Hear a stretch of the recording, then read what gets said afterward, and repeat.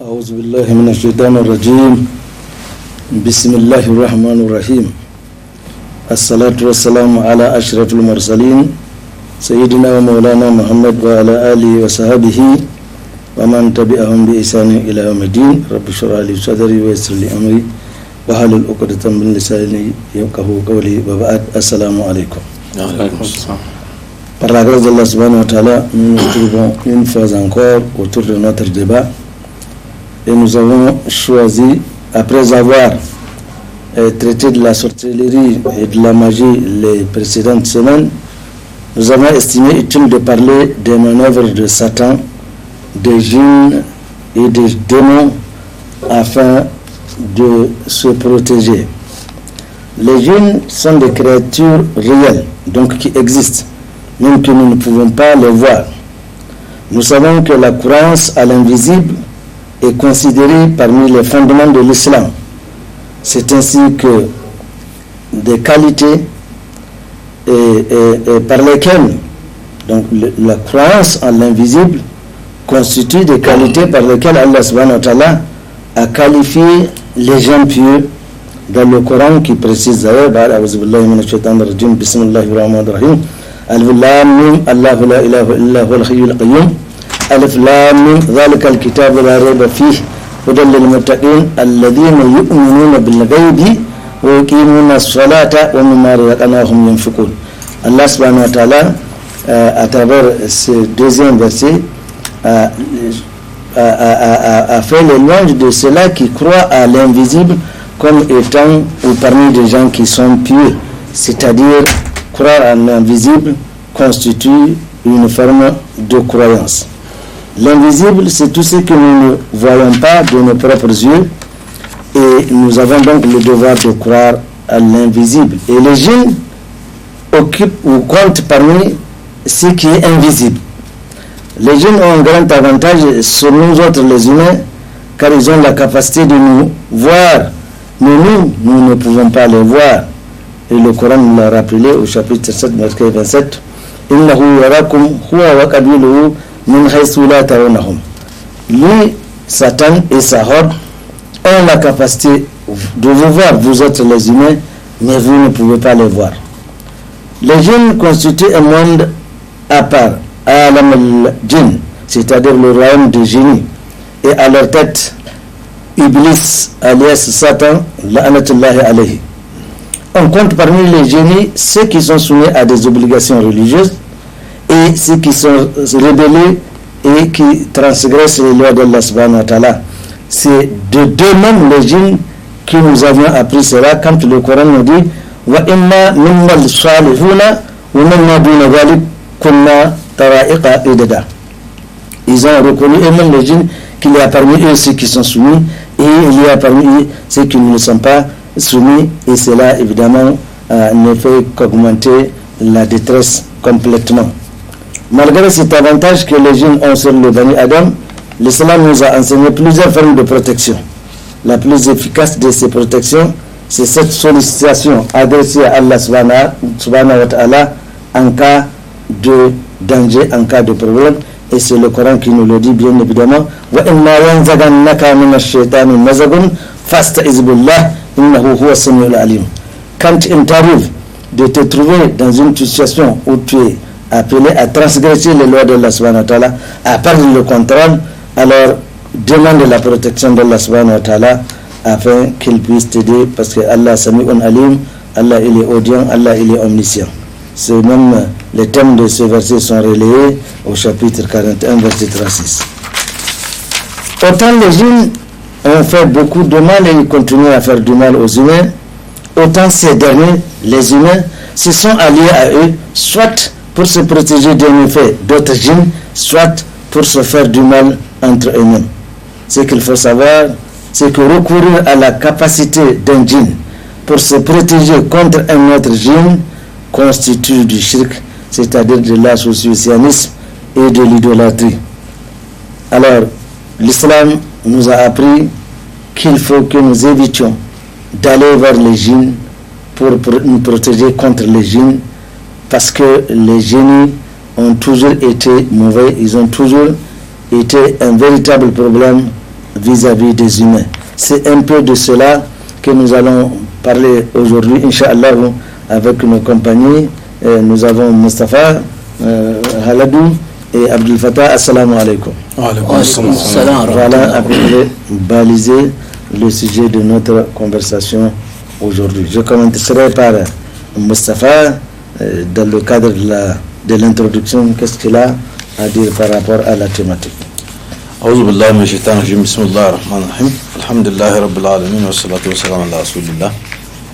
En termes d'introduction, je crois que le sujet, comme tu l'as si bien dit, donc on a un peu ébauché là-dessus, mais ici c'est beaucoup plus profond dans la mesure où c'est même comparé ou aligné Allah subhanahu wa ta'ala dans la demande de secours. Je crois que c'est trop exagéré. Et je crois que même les djinns à qui certaines personnes se réfugient pour demander des choses, il est dit dans le Coran quelque part que les jours du jugement dernier, on va les indexer. Ils vont dire que non, nafsi. Aujourd'hui, je ne cherche qu'à ma tête et que moi je t'ai jamais dit, je t'ai dit ce que moi je peux faire, mais je t'ai pas dit, je t'ai pas pris obligatoirement pour te faire ça. C'est ça un peu la description d'Iblis, n'est-ce pas, qui va chercher à se disculper parce que justement, parce que lui-même il craint, il sait qu'il ne peut pas être égalé à Allah, parce que c'est lui qui fait, qui se réfugie chez quelque chose au-delà d'Allah subhanahu wa ta'ala, c'est shirk. Donc vraiment c'est faire une corpuse à Allah subhanahu wa ta'ala, wa yaz billah. Et on sait que aussi Allah a dit wa iza sa'alaka ibadi anni fa inni qaribun ujibu da'wat ad-da'i idha da'ani. C'est connu comment que certains zima et autres mécréants, moi je les appelle comme ça, n'est-ce pas, orientent certains gens vers l'invisible, parce que pour eux il est dit par le prophète, il est dit par tous les autres prophètes qui sont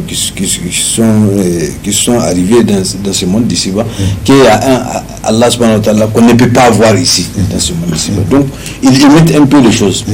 Tellement que les shirk est profond ici, qu'on est parti jusqu'à des tics au tac, comme on dit.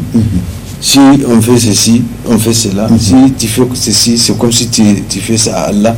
Ou bien nous sommes les mieux écoutés par Allah subhanahu wa ta'ala. Donc viens chez nous, on va te dire les sacrifices nécessaires et c'est à nous d'être intermédiaires, n'est-ce pas, entre toi et ton Seigneur pour te protéger ou bien pour amener quelqu'un à l'abattoir. Je ne sais pas. Donc je crois que ça, les mots est très fort. C'est plus que les shirk même, dans la mesure où on fait certaines choses qui sont tolérables, qui sont visibles, parce que c'est entre humains. Mais ici, c'est entre un humain qui peut-être ignore complètement les lois d'Allah et Allah subhanahu wa ta'ala lui-même. Donc voilà comment je peux décrire les sujets. Frère Hadou, tu as sûrement une idée bien précise par rapport au sujet.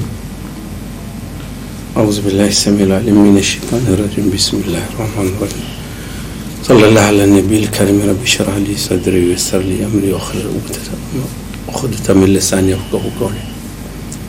Et vous avez parlé de djinns et plus particulièrement des shaytans, parce qu'il y a parmi les djinns des croyants.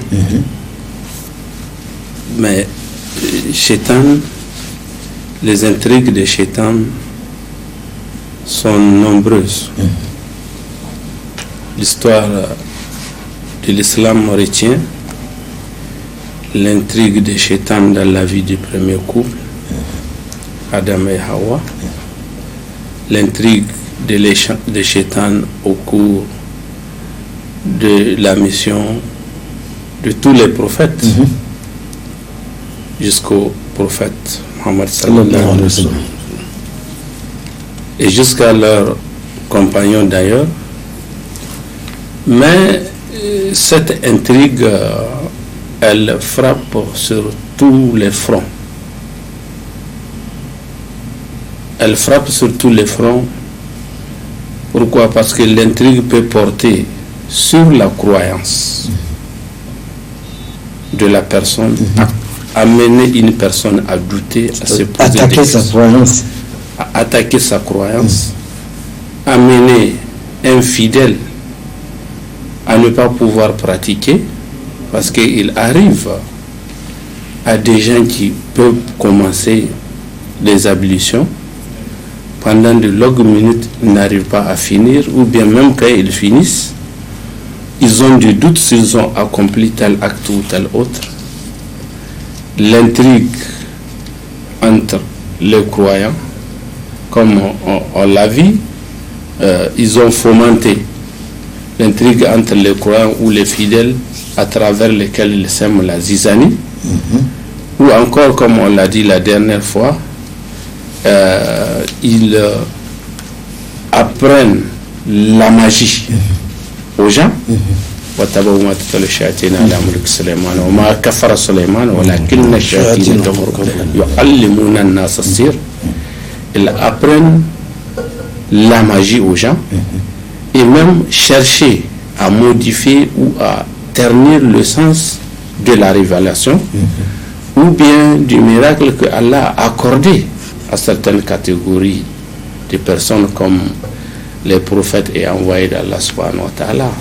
Donc ces versets parlent du prophète Suleiman, l'intrigue qu'ils ont fait pour démontrer qu'il a fait usage de la magie. Donc, et à travers cette intrigue aussi, ils parviennent donc de la magie, ils arrivent à concocter des formules maléfiques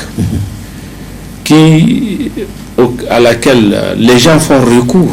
Les gens pressés font recours, c'est-à-dire de la même façon qu'on peut transformer la forme de telle chose de façon mystique, d'une forme A à une forme B de façon mystique, ils apprennent cela aux gens.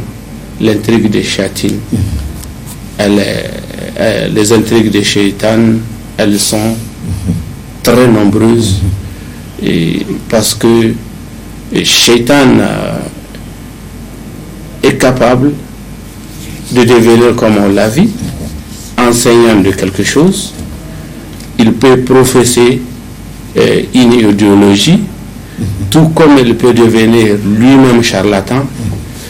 Les intrigues des Shaytans sont nombreuses, et le prophète Mohammed sallallahu alayhi wa sallam à un moment, lui-même, c'est Allah subhanahu wa ta'ala qui l'a mis. Il a été d'abord éprouvé, mais qui l'a mis à l'abri de l'épreuve de son charisme. Tout à fait, et de ce que justement nous allons tout à l'heure voir, Inch'Allah, la protection des œuvres de Satan et de son ami. Frère Abdul Fattah.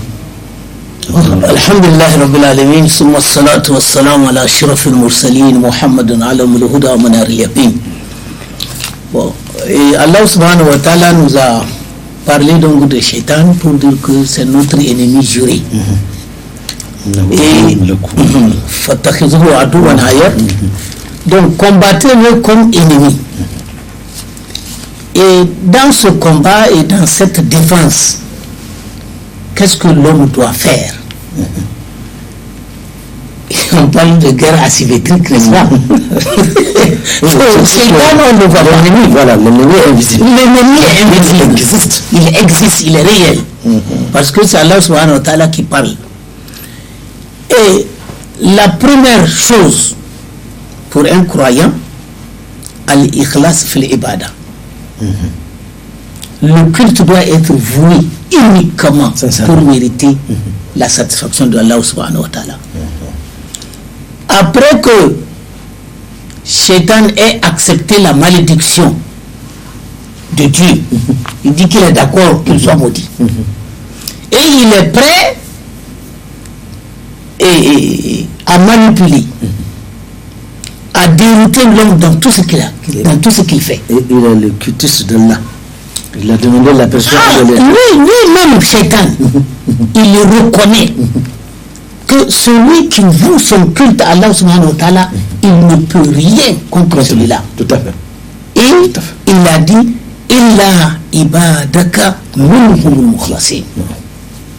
Ceux qui t'adorent sincèrement, ceux qui cherchent réellement ton agrément, je ne peux rien contre cela. Donc, premier point. Secondo, quand nous adorons Allah subhanahu wa ta'ala, ça doit être une adoration parfaite. Où on n'adore pas Dieu et réserver une partie de l'adoration à X et Y. Puisque il arrive qu'on aille à la mosquée prier. Allah subhanahu wa ta'ala qui a recommandé. Et on veut que les gens du quartier sachent que nous prions. Donc, on a raison. Donc, dans ce fait, encore, ta'atif al-ubudiyya lillahi ta'ala.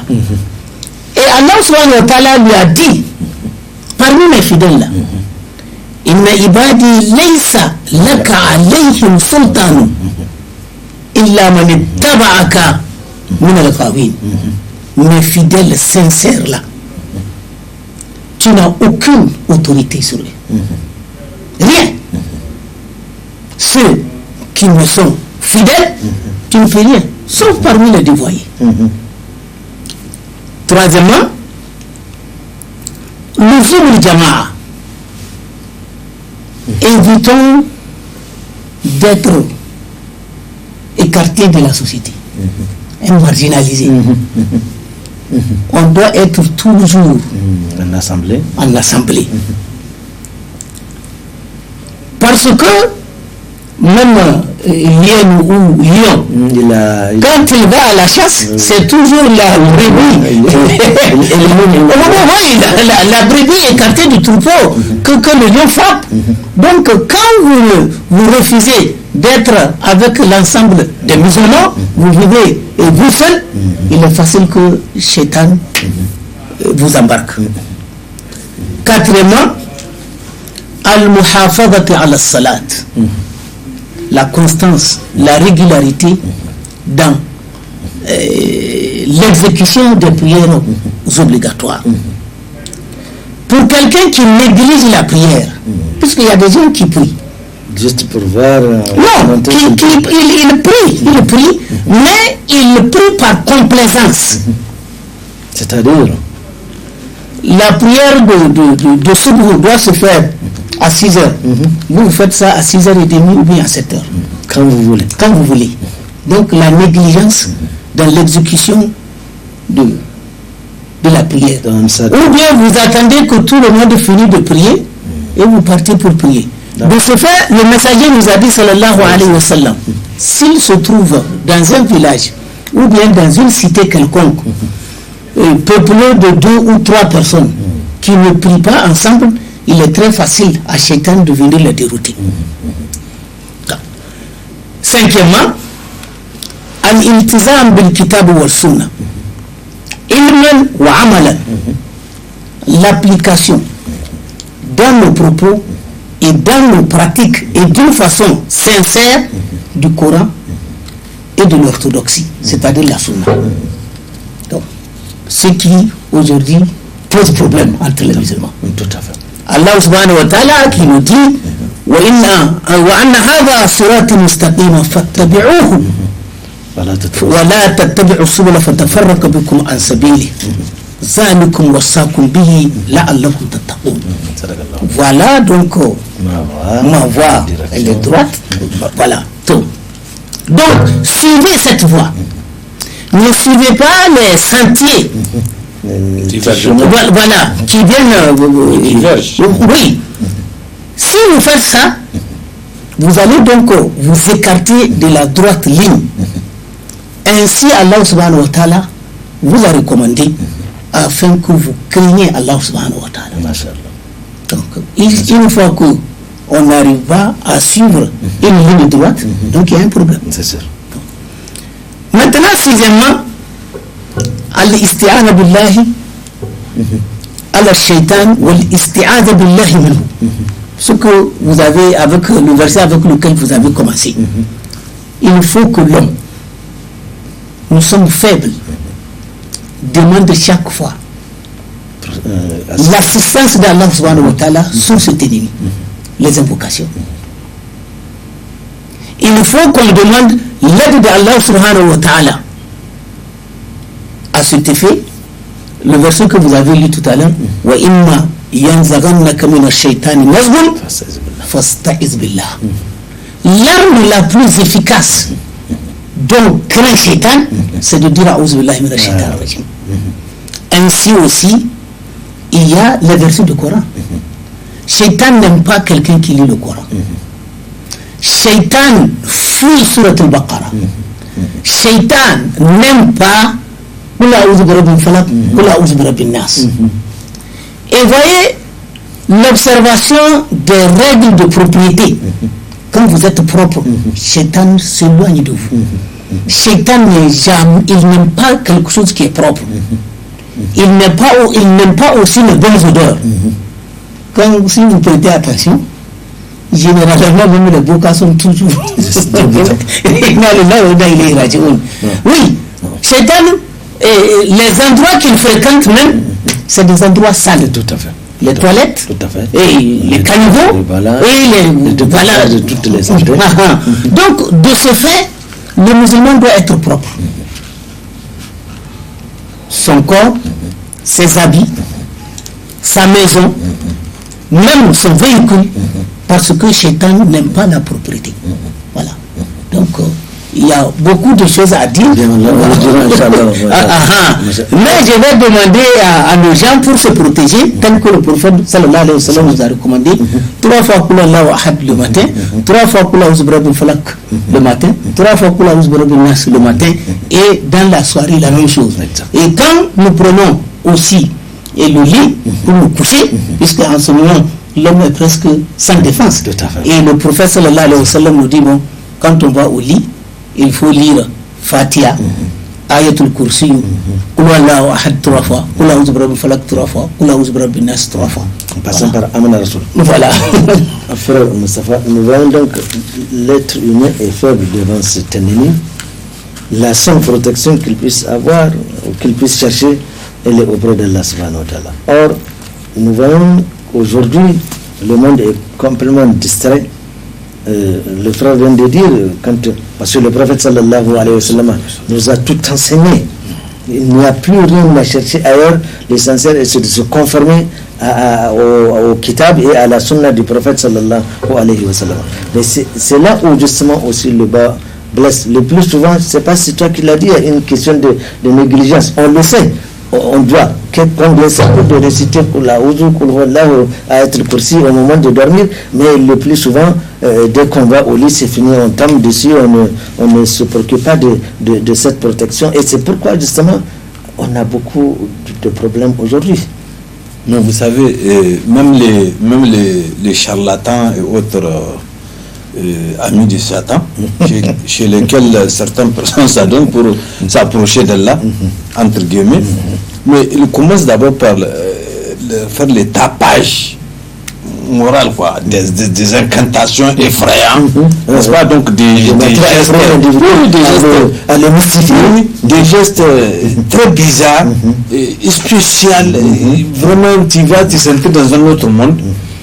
Abdel Fattah l'a dit, tu vas voir la tête de Morgouya par là, les trucs par là, tu vois des trucs vraiment bizarres, sales, vraiment ça pille, et puis bon, il te fait des incantations, tu es obligé de t'adoucir devant lui. Tous les accusations qu'il va te demander. La seule façon, comme il a dit, de lutter contre ça, c'est d'avoir une foi, et c'est dire que tout ça là, c'est du folklore. Mais j'arrive, Ismaël, vous savez, Illa Ibadi Salihin. Vous avez répété ça combien de fois ici?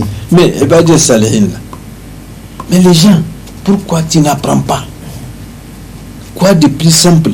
Un marabout, un Abdel Fattah, un Mustafa, un Ismaël, un Halid ne te demande pas un radis pour t'apprendre Qul Huwallahu Ahad. Le Coran entier. Un radis on ne veut pas. Mais tu es pressé, comme Abdel Fattah, tu es pressé à aller vers quelqu'un qui va, dès que tu rentres là, il va te lancer une parole, rentre par les derrière, fais ceci, fais cela, de commandement bizarre. Mais toi-même, tu te dénatures. Donc moi, je crois que Ismaël, les gens n'ont qu'à se remettre à Allah subhanahu wa ta'ala. Ce qui fait que j'ai suivi dans un film Hausa là, un théâtre quoi. Et quelqu'un qui est venu, il a d'abord il pratiquait les mêmes charlatanismes là. Donc une fois on est parti chez lui, quelqu'un il a séparé quelqu'un avec sa femme, tout ça là. Un jour il a renoncé à tout ça là. Il est venu, il a trouvé le type là chez lui. Parce que le type a coupé avec sa maman. Il dit que tu sais pourquoi les chétans gagnent sur les gens comme toi. Il dit non. Il dit c'est parce que tu ne maîtrises pas tes temps de prière. Il a dit Fattah l'a dit. Et puis les chétans profitent des gens qui sont faibles, qui ne lisent pas le Coran, qui ne contrôlent pas leur vie, parce que la vie elle n'est pas faite gratuite pour aller faire les choses. Et tant que tu ne fais pas ça, même ta femme elle va trouver que non, lui là il faut que je l'anime, il faut que je vais chez le boca pour un peu les gargariser, parce que c'est pas ça un homme. Donc c'est ce genre de choses que les charlatans utilisent, et c'est ça que les charlatans utilisent, c'est les points faibles. Donc il te fait un tapage. Et ce qui fait que ça passe, parce que toi tu ne lis pas, tu ne cherches pas à apprendre de très simples choses. Le Coran nous a muni d'un arsenal que si vraiment on les surveille, ça nous suffit complètement.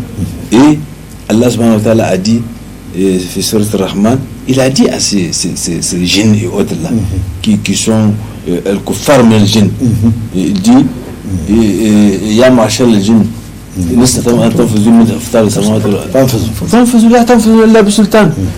que non, ils vont entreprendre une œuvre que personne n'a entrepris.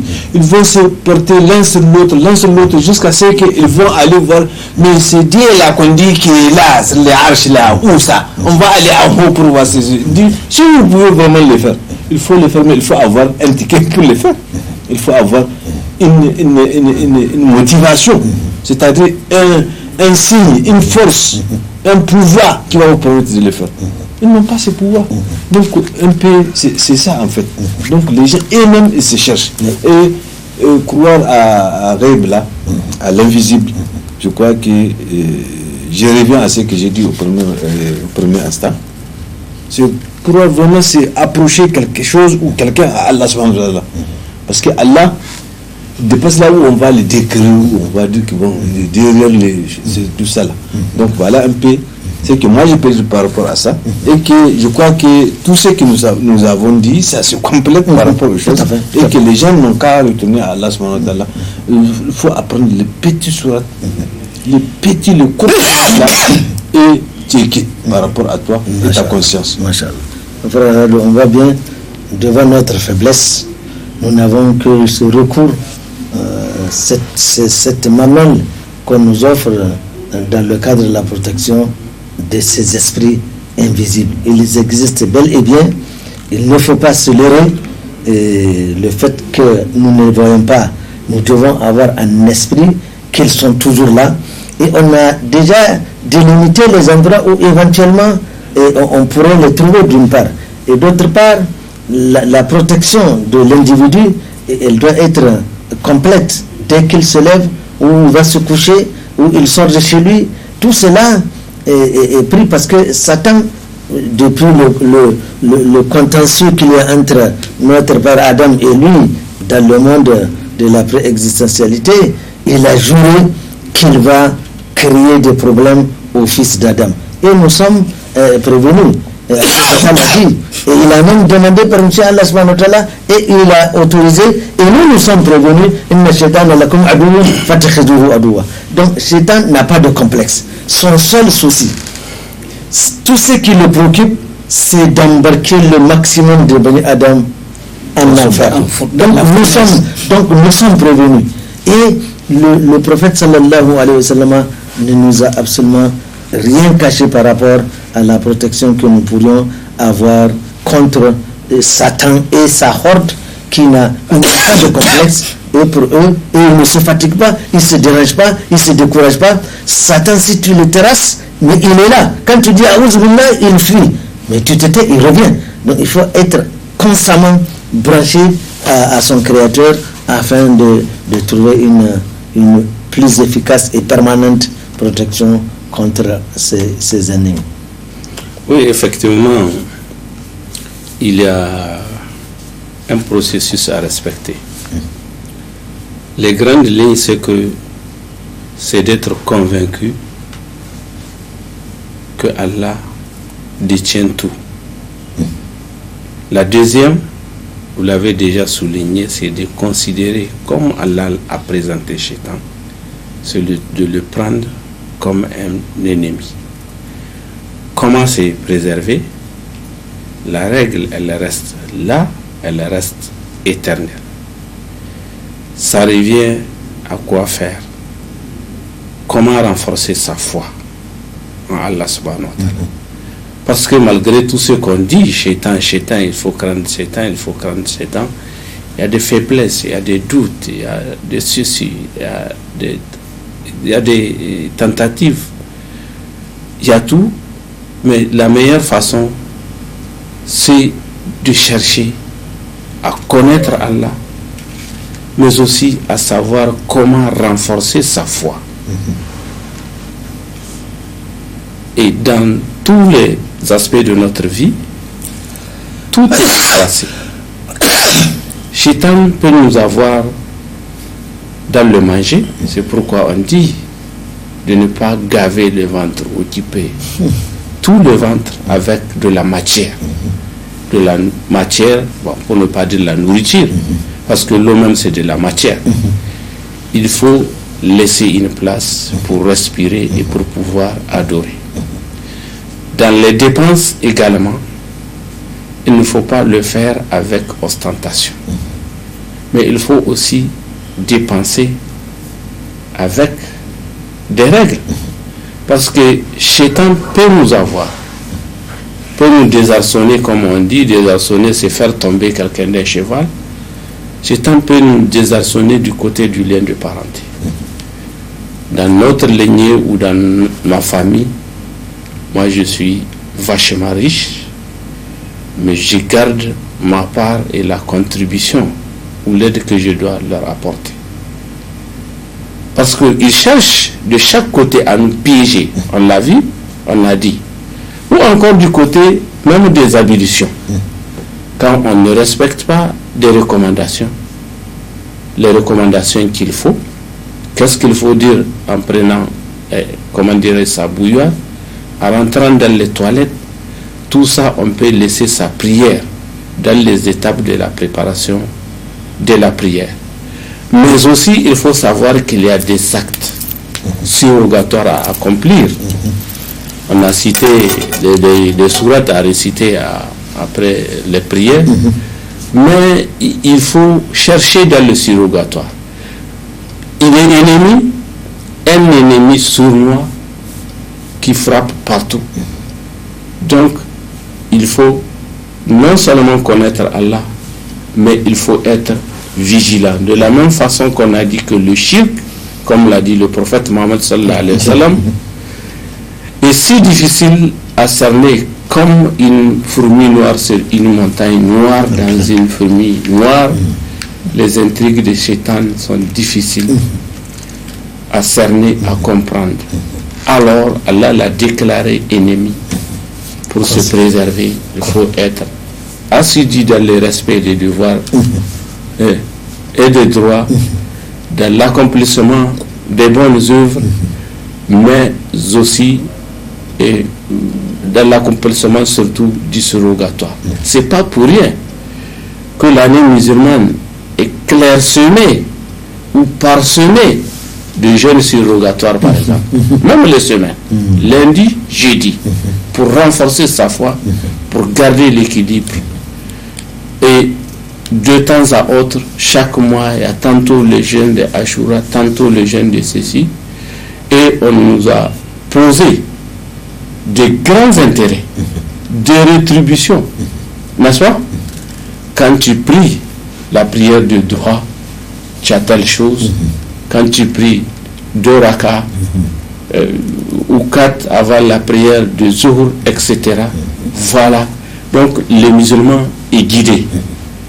Il est renforcé de cette façon. De façon générale, pour se préserver de l'intrigue de Shaitan, il faut s'approcher de plus en plus, à chaque fois, de plus en plus de Allah subhanahu wa ta'ala de façon permanente. Il faut s'agripper à la corde de Allah subhanahu wa ta'ala, mais surtout, il faut avoir un bon cœur, parce que Allah est miséricordieux à ceux qui ont un bon cœur, comme le prophète Muhammad sallallahu alayhi wa sallam. Et parce qu'il y a l'homme, qui qu'il soit, ce qu'on appelle le réceptacle du démon, c'est quoi? C'est le cœur. C'est le cœur. Et Allah subhanahu wa ta'ala a dit inna an-nafsa la'ammaratun bis-su'i illa ma rahima rabbi. Donc rien que son âme, elle est respectable, elle a des potentialités à accueillir et à servir Shaitan et à être favorable à ses sollicitations. Il faut être permanent dans les zikr-là, et c'est surtout avec le cœur que Allah a dit que le cœur s'apaise à force de faire les zikr, à force de faire la lecture, à force de faire la lecture du Coran. On se préserve de ces intrigues, parce que à chaque fois qu'on le fait, Shaitan est humilié, il est maltraité, il est rabaissé, il est crucifié. Donc on les réduit à sa plus simple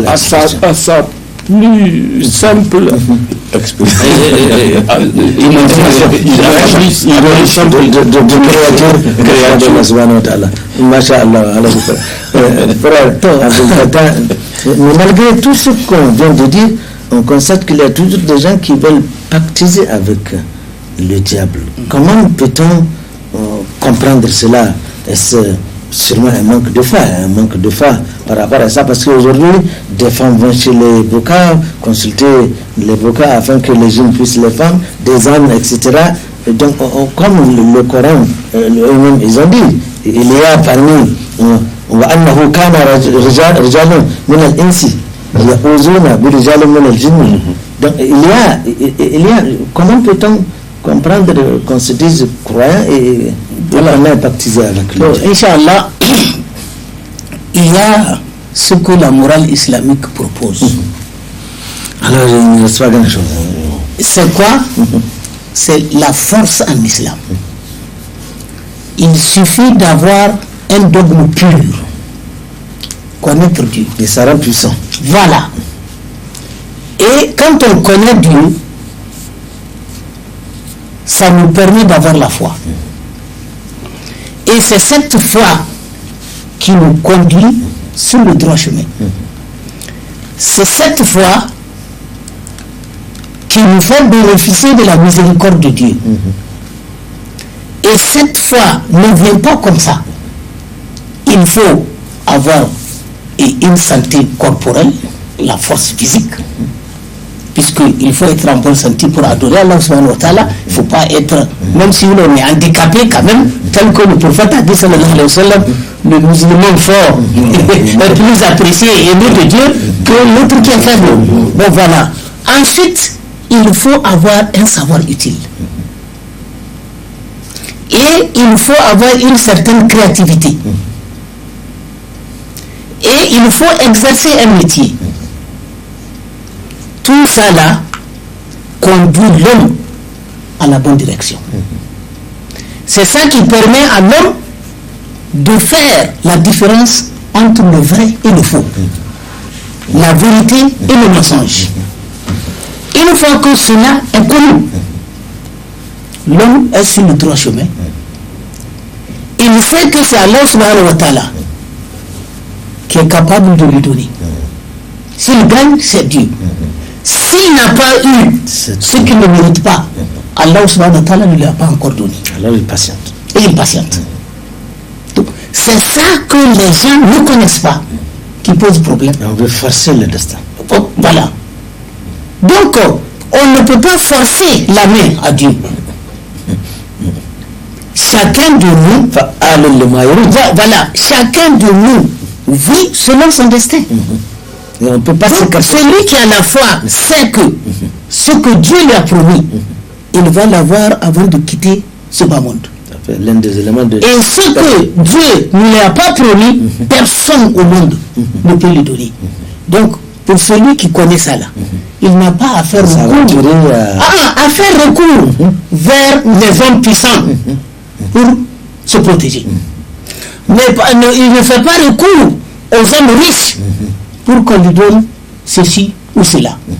Il sait que Allahu huwa al-mu'ti wal-mani wal-raziq. Voilà. Donc, c'est Dieu qui donne la vie. C'est Dieu qui retire la vie. C'est lui qui donne, c'est lui qui peut refuser. Une fois que cela est clair, on n'a pas besoin de faire recours à qui que ce soit. Et en conclusion, c'est d'accepter ce que le prophète sallallahu alayhi wa sallam a dit à Ibn Abbas. Ya ghulam, inni u'allimuka kalimat. Oh petit ou garçon, je vais t'apprendre quelques phrases. Il faut que Allah yahfaduka. Protège Dieu, Dieu va te protéger. C'est-à-dire la loi de Dieu là. Il faut les exécuter comme ça, tu es tranquille. Ce que Dieu t'a demandé de faire, tu l'as fait, tu es tranquille. Ce qu'il t'a interdit de faire, éloigne-toi de ça. Et dit, si tu as des requêtes, adresse-toi à Allah subhanahu wa ta'ala. Tu cherches assistance, cherche ça auprès de Dieu. Et dit, si toute la société s'unisse pour te faire du bien, une fois que ce bien ne fait pas partie de ton destin, c'est faux. Tu ne peux pas l'obtenir. Si toute la société s'unisse pour te nuire, une fois que ça ne fait pas partie de ton destin, rien ne peut t'arriver. Nous sommes pratiquement à quelques minutes. Mustapha, qu'est-ce que finalement conseillerais-tu dans le cadre de la recherche de la protection contre les agissements de Satan? Lorsque Allah a exclu Satan de sa rahma, de sa miséricorde, il a pleuré. Il a dit, donne-moi une occasion pour ne pas être seul. Dans l'enfer, bien sûr. Allah a dit, si tu sais que tu peux attirer mes serviteurs avec toi, eh bien, fais-le. Il dit, avec ta permission, l'occasion que tu me fais, Allah, avec les humains, avec les gens qui sont faibles, qui vont et qui sont faibles de cœur, qui sont faibles de tout. Parce que Satan, il a même un parti politique. Et bien, ce qui a fait qu'Allah nous a dit que il suffit de faire un petit geste comme a dit Abdel Fattah. Tu es directement, tu es authentiqué du passage. C'est bon. وتقول جهنم ونقول لجهنم هل امتلأت وتقول هل من مزيد. Tu n'es pas encore rempli. Oh, toi l'enfer de Jahannam, dit s'il y a un plus, j'en vais. Tout ça là, ça rentre dans le cadre des gens faibles de foi, les gens faibles de cœur. Donc la proie la plus facile que ces temps-là, lorsque Allah a écrit des choses là, il a dit que je saisirai cette occasion-là d'utiliser de cette faiblesse-là, effectivement. Parce que Allah a dit n'importe où que l'homme est faible. Et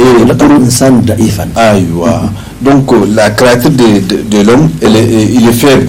Il est faible pas face à Satan, mais face à son destin, face à son créateur. Mais qu'est-ce qu'il faut faire à ce moment-là? Il faut s'immunir d'un certain nombre de choses très simples, des invocations, de protection, chercher la protection, et faire des bonnes choses, et faire des bons souhaits, faire de bonnes exhortations pour toi et ton voisin. C'est tout ce qu'Allah demande. Allah ne demande pas à ce que tu donnes quelque chose. Il t'a donné tout cela, les facultés de ceci, les facultés de bien raisonner, les facultés de... C'est pour que tu sois effectivement fort. Mais malheureusement, l'homme a une fibre de faiblesse qui bascule plus que la fibre donc de la force tout à fait que Allah lui a inculqué. Il a insufflé. Il faut entretenir ce cordon-là. Il faut toujours ne pas se débrancher de... La foi s'alimente avec des zikrs. La foi s'alimente avec les zikrs. Une fois que tu laisses les zikrs, mais il n'y a plus de foi.